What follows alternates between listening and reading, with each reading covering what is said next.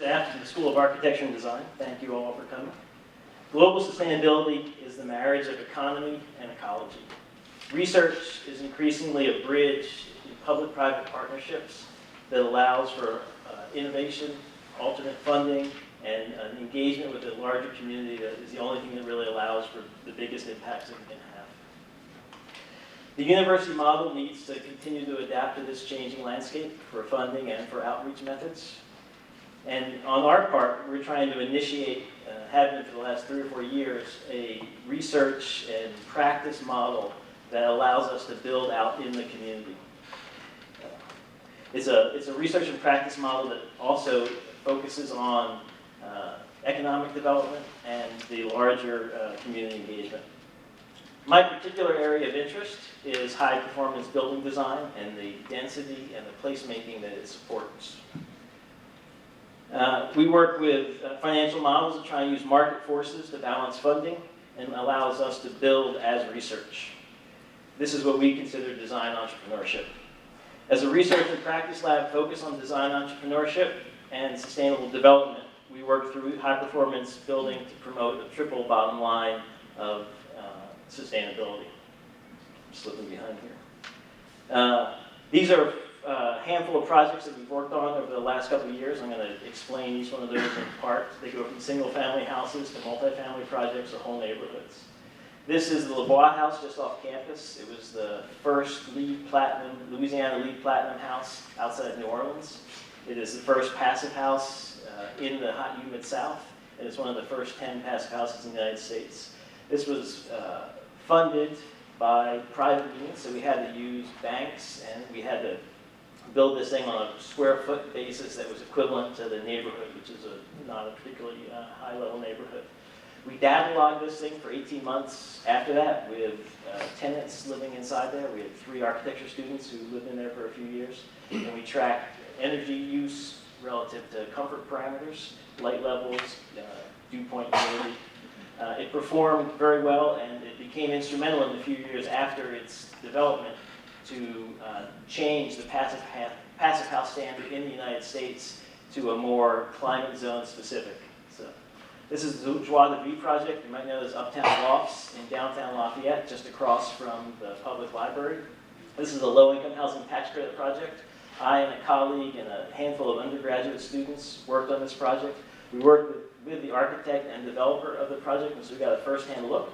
We were able to influence and stretch some of the energy performance, which was, as energy consultants and design consultants was our role. But one of the big takeaways from this was the scale and the scope of the financing that is kind of already built into the system. The low-income housing tax credit projects are like NSF grants. The scale is in the millions, if not tens of millions of dollars. And this is the scale where we can really start to have a powerful impact on the downtown. And this is both for the density and the placemaking, but also for the underserved communities that are at play here. This is affordable housing for low moderate income residents of Lafayette, and so they're at 60% area median income, which is a large number of people who are considered the working poor. Freetown, Puerto Rico Historic District. We worked in a larger team. Ray Brasura is here, who was instrumental in this project as well. But this is, we went out and documented, did a standing structure survey of the entire Puerto Rico Freetown area, and this became the second, only the second district in Lafayette's history. The first one was Sterling Grove 35 years ago. And this not only allows for kind of a cultural resource management, a deeper understanding of that, and the ability to get tax credits for residents to develop and transform on a kind of bottom-up level as opposed to a top-down level.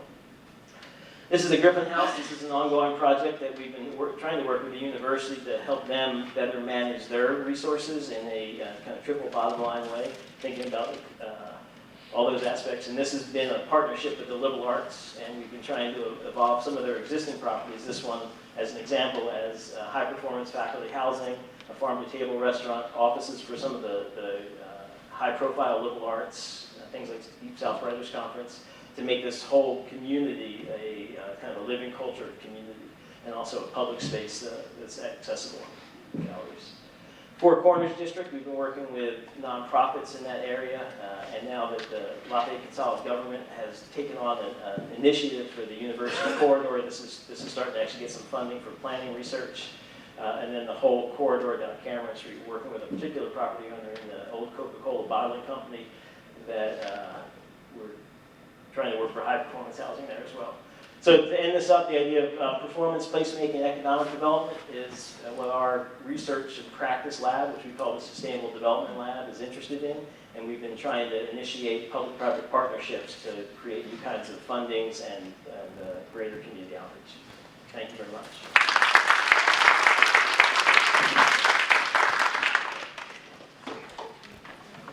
Thank